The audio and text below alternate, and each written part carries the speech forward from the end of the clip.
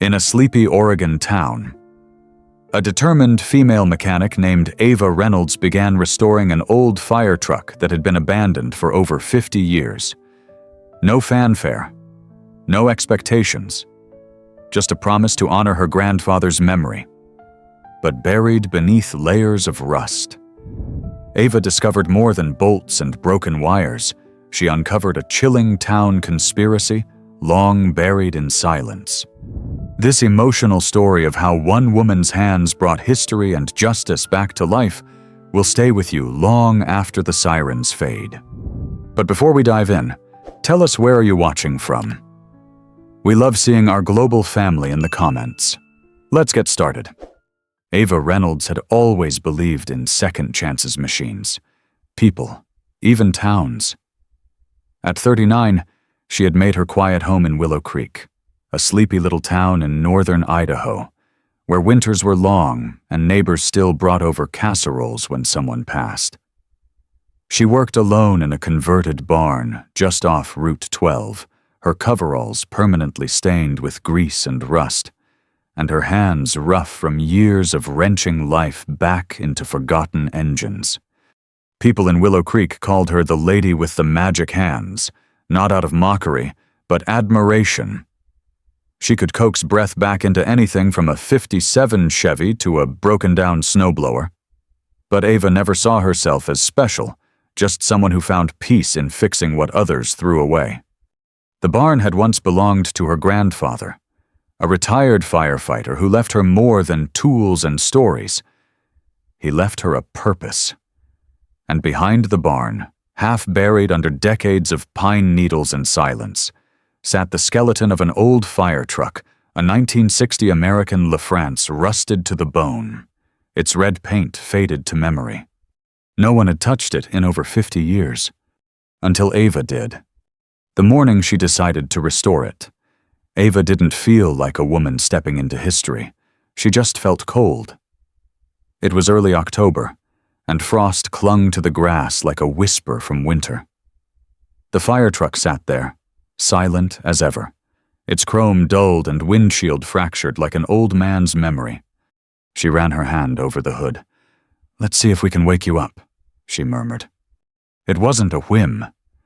It was a promise made long ago to her grandfather, who used to sit her on his knee and tell stories of the fires he fought and the lives he saved in that very truck. The townspeople had forgotten it. The city records didn't even show it as existing. But he had called it Lady Scarlet, and to Ava, it was more than metal and bolts. It was legacy. The restoration began like all the others. Slow, painful, one bolt at a time. She pulled the engine, cleaned out the nests of mice and wasps, sanded layers of rust until her arms ached. Each night, she'd collapse into bed with the scent of metal and sweat in her hair. But something about this truck felt different, like it wanted to come back to life. Neighbors would stop by, sometimes old-timers, mostly offering half-remembered anecdotes or long-forgotten photos. They'd smile when they saw her working, but there was always a certain tightness behind their eyes, like they knew more than they let on. One afternoon, while Ava was hauling out the mangled front bench seat, an elderly man named Walter leaned on the fence and muttered, "I'm surprised you're messing with that thing." She wiped her forehead. "Why's that?" He didn't answer right away, just stared at the truck, his expression unreadable. "That truck saw things it wasn't supposed to," he said, "things best left buried." Then he turned and walked away. That night, Ava couldn't sleep. She sat by the fire in her living room. An old photo album spread across her lap faded black and whites of her grandfather and his engine company. She flipped to a page she hadn't looked at in years. There, beneath a grainy shot of the firehouse crew standing proudly in front of Lady Scarlet, was a newspaper clipping she didn't remember ever seeing. The headline read, "Tragic fire destroys community hall. Cause undetermined, dated November 12, 1973. Her grandfather's name was mentioned in the piece. So was the fire truck. But what chilled her was a single sentence buried deep in the article. Fire response was reportedly delayed due to equipment malfunction. Ava frowned. Her grandfather had never mentioned that. In all his stories, he'd spoken of that fire, the lives lost, the building gone, but he never said anything about the truck failing. Why would he leave that out? She took the clipping to the barn the next morning. The sun hadn't yet risen, and frost once again kissed the ground. She climbed into the truck's cab, flashlight in hand, and examined the dashboard more specifically, the fuse panel tucked beneath it. There were extra wires frayed and melted, and a square cutout behind where the radio should have been. Ava carefully removed the panel and reached inside. Her fingers brushed against something sharp and metallic. She pulled it free. It was an old audio tape, labeled in faded marker NOV, 12-1973, dispatch channel. Her pulse spiked. She didn't own a player for tapes like that, but she knew someone who did. An old ham radio hobbyist named Earl, who lived 2 streets down and had once offered to fix her walkie-talkies when she was a kid. She brought him the tape that afternoon, under the pretense of curiosity. When he played it, neither of them spoke for nearly 5 minutes. The tape captured chaos voices shouting, overlapping radio chatter, and then silence, static. A woman's voice came in, trembling, panicked. She was from dispatch. Her voice kept repeating. "They told me not to send the trucks. They said it wasn't our concern." Then another voice cut in, stern and cold. "This is above your clearance. Do not log this. Do not speak of this again." The tape ended there. Earl leaned back in his chair, his face ashen. "Where did you say you found this?" Ava didn't answer. She couldn't. Something terrible had happened that night. Something that had been buried for decades intentionally. The fire truck hadn't broken down. It had been stopped. Her grandfather had never said a word. Why? Was he protecting someone? Or had he been silenced too? She looked out the window at the barn, where Lady Scarlet now stood with new tires and a repainted hood. The restoration wasn't just mechanical anymore, it was personal. The truck had carried a secret for half a century, and now Ava had touched it. She had no idea where the trail would lead. But she knew one thing for sure. Willow Creek had a history that was never meant to be unearthed, and she had just cracked it open. The night after listening to the tape, Ava didn't sleep. She lay awake, staring at the cracked ceiling of her old farmhouse, the sound of the dispatcher's voice looping over and over in her mind. "They told me not to send the trucks." Who were they? What fire department, especially in a town as tight-knit as Willow Creek, would ever ignore a call for help unless someone had something to hide? The next morning, she didn't go straight to the barn. She drove, past the school where her niece attended 2nd grade, past the community center, past the ruins of what used to be Willow Hall, the very place the newspaper said had burned down in 1973. All that remained now was a stone foundation and a rusted flagpole leaning like a forgotten grave marker. Ava parked, stepped out, and just stood there for a while. The wind was sharp, dry leaves tumbling across the broken concrete. No plaque, no sign, no memorial. No one ever talked about it. That's when she knew this wasn't just an old fire truck. This was a sealed story that someone in Willow Creek had worked very hard to keep buried. Back at the barn, she resumed working on Lady Scarlet, but it was different now. She wasn't just restoring history. She was digging through it. That afternoon, as she unscrewed a corroded panel beneath the driver's seat, her fingers brushed something strange. Taped to the underside of the metal, with what looked like ancient electrical tape, was a folded envelope. She peeled it away carefully. The paper was brittle, yellowed with time. Inside, a single handwritten page. It read, "If you're reading this, it means you've decided to restore her. I don't know if I'm proud of you or afraid for you. They never found the records, not all of them. But if the truck still exists, someone might still be watching. Be careful. There's more under the floorboards. J. Her grandfather's initials, James Reynolds. Ava felt her throat tighten. The letter had been hidden there for decades. He must have known. Not just about the fire, but about everything. She bolted upright and opened the rear cab of the truck, her hands trembling as she pried at the floorboards with a crowbar. At first, all she found was dust and dirt, but then clink metal on metal. A trapdoor, small, hidden beneath a false panel. It took her nearly an hour to free it without damaging what was beneath. And when she finally opened it, she gasped. Inside was a small tin lockbox wrapped in oilcloth.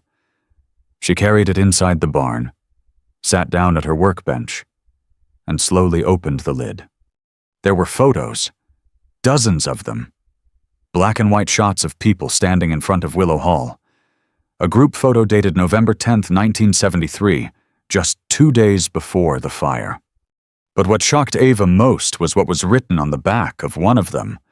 Meeting to review expansion contracts, signed NDA, town vote bypassed. NDA, bypassed vote. The implications hit her like a gut punch. This wasn't just a fire. It had something to do with land, power, money. There were also receipts, copies of documents showing large withdrawals from the town's development fund. All dated in early November 1973. One signature appeared repeatedly, Mayor Clark Holloway. Ava blinked. She knew that name. Clark Holloway had died years ago.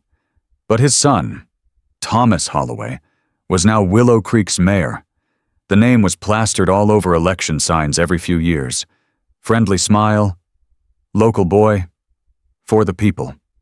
But his father, his legacy was right there in Ava's hands, tied to something that had been hidden beneath a truck, beneath dust, beneath silence. She couldn't breathe. Before she had time to process it, she heard the crunch of tires on gravel. She peered out the barn's side window. A black SUV? No plates. 2 men in plain clothes stepped out. One looked around the yard casually. The other stood still, staring at the barn door. Then, they turned and drove off. No knock, no words, just a message. They knew. Someone knew she knew. Her hands shook as she gathered the documents and slid them back into the lockbox. She stuffed it beneath the loose panel in the barn's floor and covered it with an old rug. That night, she didn't light a fire in the house. She left the lights off. She locked every door. When her phone buzzed with an unknown number, she let it ring until it stopped. At 2 a.m., she went out to the barn, just her and Lady Scarlet. And she whispered into the cab, "What the hell did they bury in this town? And why did you live long enough to tell me about it?" For the next 3 days, Ava didn't touch the fire truck. She stayed indoors, curtains drawn, the lockbox tucked beneath a floorboard in her bedroom, now not the barn. The photos, the receipts, the letter. All of it swirled through her head like ash from a fire that never quite burned out. It wasn't just about restoring a truck anymore. It was about exposing something that had been carefully buried for 50 years. And the worst part, her grandfather had been part of it. She'd idolized him her whole life. James Reynolds, the small-town hero, the man who had saved lives, who raised her after her parents died in a car crash, who taught her to change a tire and how to rebuild an alternator before she could legally drive. And now, she had to ask herself, had he been a hero, or had he helped bury the truth? It was a brutal question, and it gutted her. The note he left in the truck, proud or afraid, suddenly felt heavier than she could carry. He'd known. He hadn't told her. He warned her. But why not explain? She didn't want to believe it, but a seed of doubt had been planted deep in her chest. It poisoned every memory she had of him. She didn't eat much. She didn't sleep well. Every time she closed her eyes, she imagined that black SUV returning.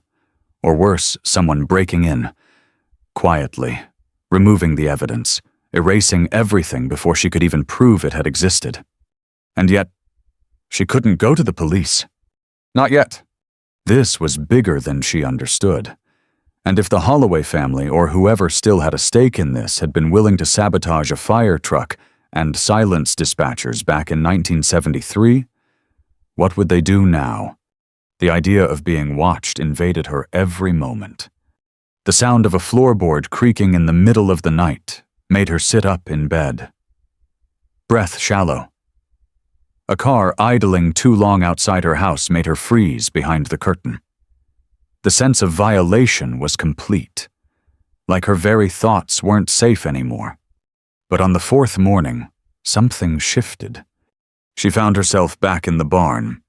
She hadn't meant to go there. Not really. But her feet carried her, like muscle memory, or something deeper. The early light filtered through the old glass panes, dust floating like ghosts in the quiet air. And there stood Lady Scarlet gleaming slightly now, under a layer of polish she hadn't realized she'd applied the week before. Silent. Solid. Ava ran her hand along the hood again. And for the first time since this all began, she felt something unexpected anger. Not fear, not confusion, not heartbreak. Anger. They had used her grandfather's truck. Used him, maybe. Used this town, lied to the people, burned their history, and rewritten the story for their own gain. They'd buried it like trash, and now they were hoping no one would be bold or foolish enough to go digging. But Ava was done hiding. She spent the next 2 days assembling everything she had, scanning the photos, organizing the documents, creating copies. She backed up everything on a flash drive and hid it in a peanut butter jar in the back of her pantry. Another copy went under the passenger seat of her truck. The original stayed under lock and key. She even installed a new deadbolt on the front door, reinforced the windows in the barn. And then she made a list. Not of suspects, not of enemies, but of people she could trust. There weren't many. Maybe 3. First, Earl the ham radio operator. He was old school, but sharp, and he'd heard the dispatch tape with his own ears. She visited him that evening and gave him a flash drive with everything on it. She told him, "If something happens to me, make noise. Don't let them bury it again." He nodded once and didn't ask questions. That's why she chose him. Second, her friend Maddie, who worked at the local newspaper. She'd always had a rebel streak, a journalist who'd written an expose on the school board 5 years ago, and nearly got sued for it. Ava knew she'd believe her. She just had to show her the right pieces at the right time. And third, well, the third was a long shot. Pastor Elijah. He wasn't just the town preacher. He was a pillar respected, old as dirt, and so deeply rooted in Willow Creek that if there was ever someone who knew what happened in 1973, but had been too afraid or too loyal to speak, it would be him. Ava attended church that Sunday for the first time in years.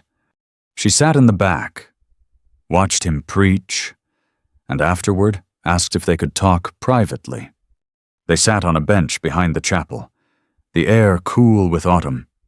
When she said the words, "Willow Hall," the color drained from his face. That's when she knew. This went deeper than she thought.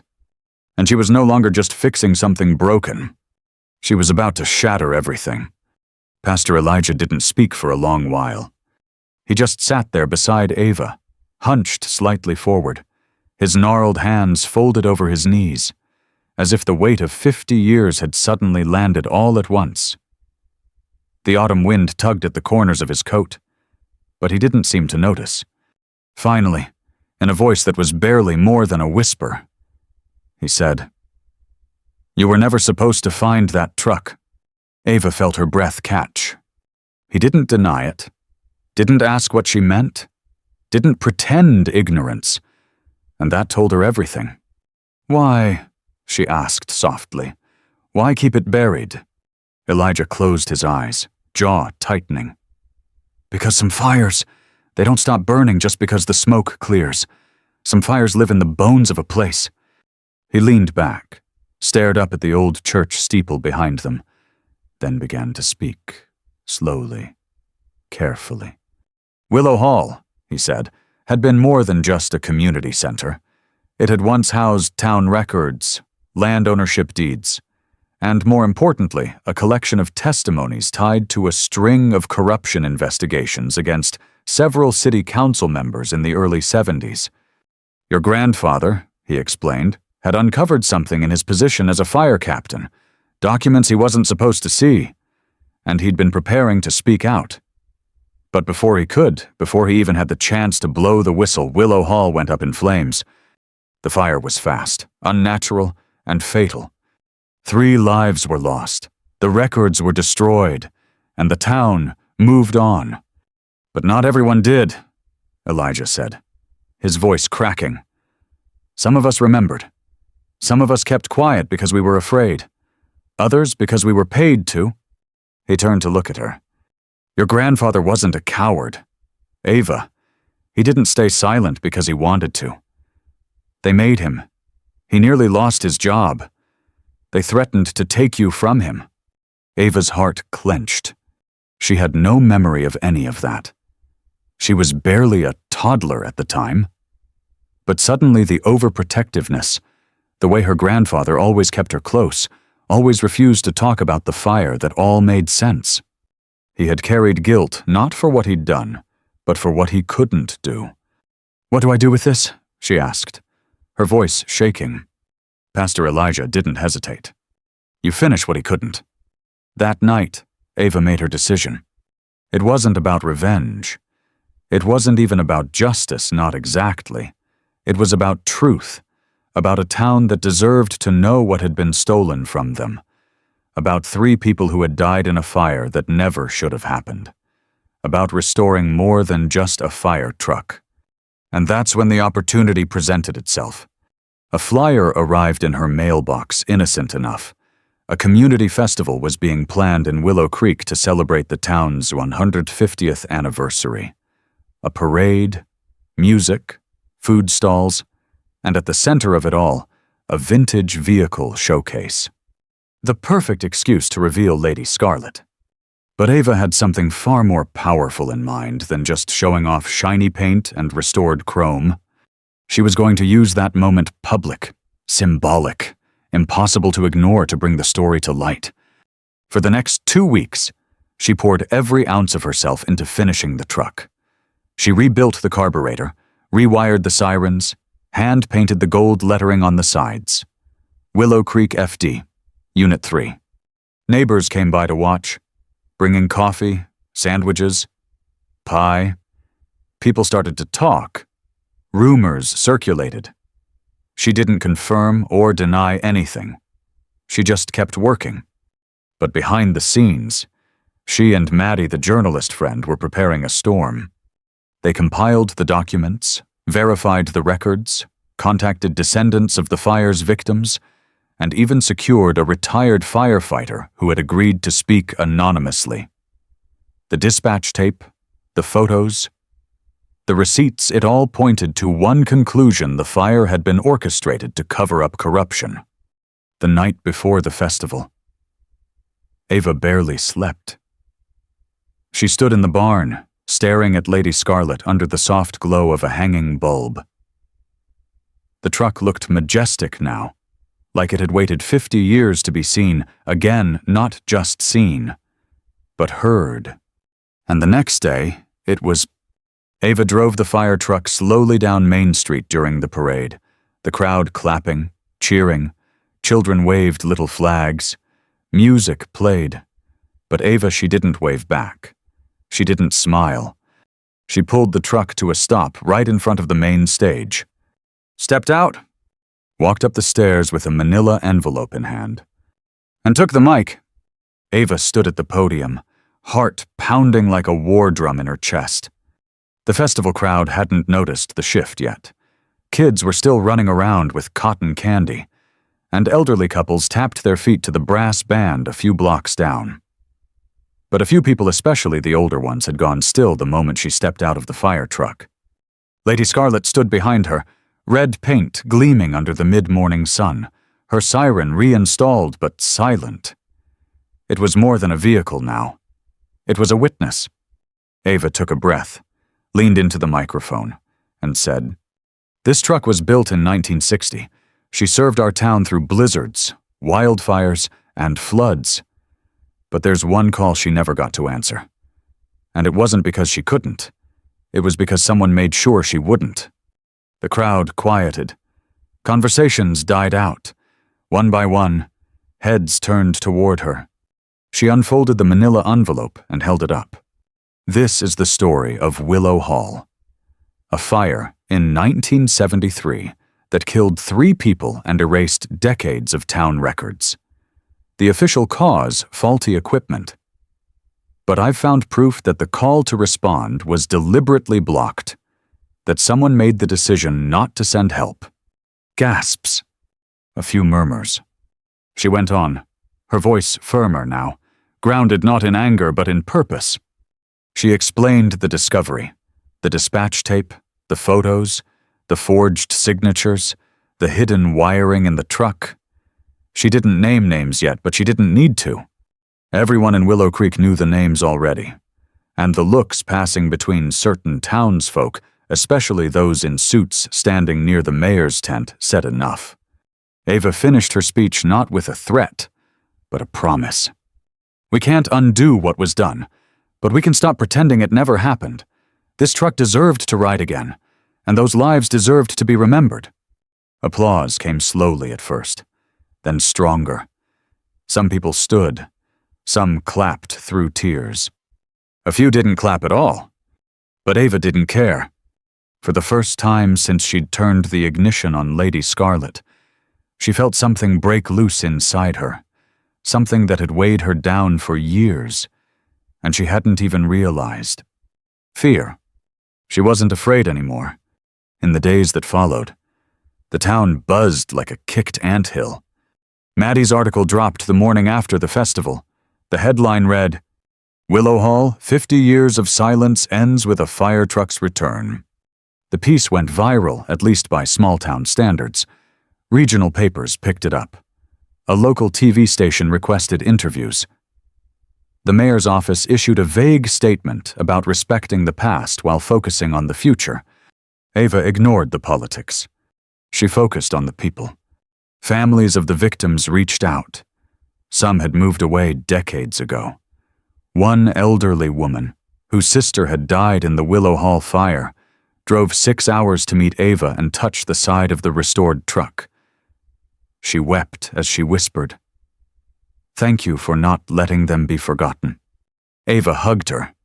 She'd never been a hugger before, but something had changed in her. She had grown up believing her place was behind the scenes, fixing things quietly, staying in the background, not making waves. Her tools had always been wrenches and ratchets, not microphones and headlines. But now, she saw the truth. Sometimes fixing the broken isn't just about machines. It's about people. It's about memory. It's about standing up when the silence becomes too heavy to bear. And as the town shifted slowly, painfully, but inevitably so did Ava. She started speaking at the high school's auto shop program, sharing not just her technical knowledge but her story. She helped organize a small memorial near the old site of Willow Hall, a bench, a plaque, and 3 engraved names. She even opened her barn one Saturday each month to host history and horsepower events, where she let kids climb into Lady Scarlet and asked elders to share their own memories of the town. She didn't do it for attention. She did it because she realized that healing wasn't passive. It was an act of will, just like restoration. Every rusted bolt you break loose, every seized engine you coax back to life, every silence you choose to interrupt, it's all the same. It's work, but it's worth it. 6 months later. Ava stood once again beside Lady Scarlet, this time not at a parade, not at a press conference, but at the quiet edge of a grassy hill overlooking Willow Creek. A new memorial now stood here. Simple, honest. 3 stone markers bore the names of those lost in the fire at Willow Hall, finally etched in permanence. A small plaque below read, "Truth endures. Justice begins with remembrance." A few people had gathered, family members, old friends, former firefighters, even a few who once sat on the town council. There were no speeches today, just the wind, the sun, and the sound of memory settling into the land where silence had once ruled. Ava didn't say much. She didn't need to. Her presence was the statement. Lady Scarlet gleamed beside her, fully restored, her chrome polished, her lights functional, her siren reconnected but silent, as if to say, "I've done my part. I've spoken now." And Ava, she had changed too. Her hair was pulled back tighter these days. Her hands still carried calluses, but her posture held new weight. She walked with purpose now. She spoke with clarity. She no longer questioned whether she belonged in front of a crowd, because she had learned you don't need permission to speak the truth. You just need courage. A week after the memorial, Ava received a letter handwritten, mailed from out of state. It was from the daughter of the dispatcher, the woman whose voice had trembled through the tape from 1973. The letter read, "My mother passed away 3 years ago. She never spoke of the fire, not once.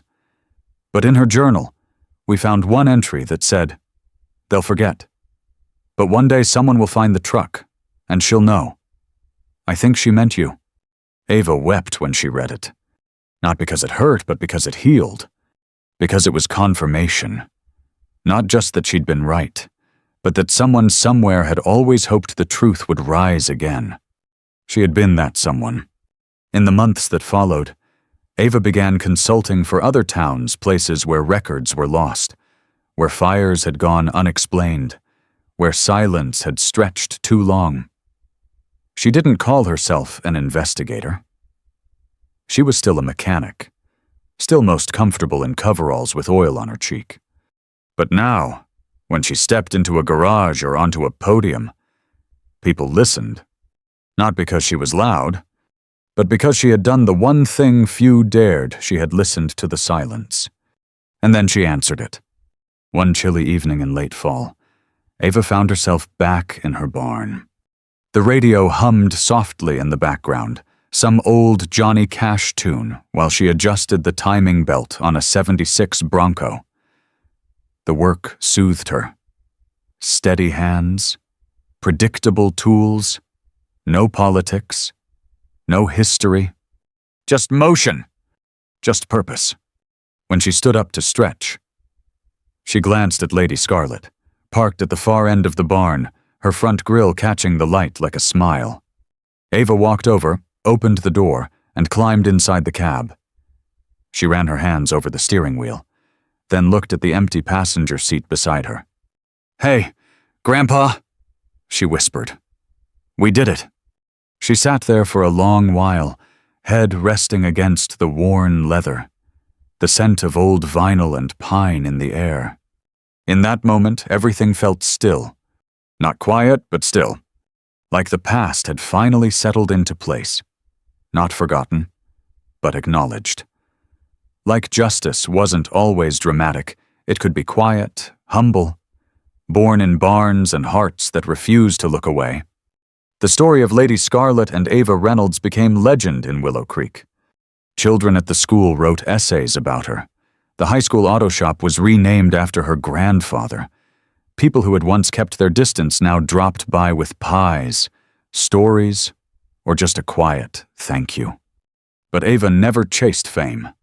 She just kept showing up, to fix what was broken, to listen to what had been ignored, and to make sure no one in Willow Creek ever forgot again.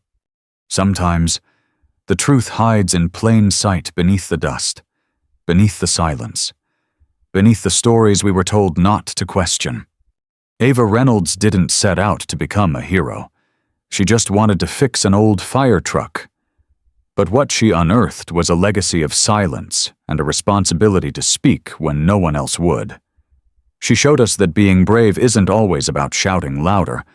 Sometimes it's about refusing to look away, about standing still while the world spins in denial and saying, "No, this matters." It's a reminder that justice isn't found in the noise, it's found in the quiet work of people who care enough to dig, to listen, and to keep going, even when it hurts. Because the past never stays buried forever. Because for Ava, and for those who choose to follow her path, restoration isn't just about bringing back what was lost, it's about making sure it's never lost again. The end. Up next, 2 more stories that will shake you to your core. Click to continue uncovering the untold, and don't forget to subscribe if you believe truth is worth digging for.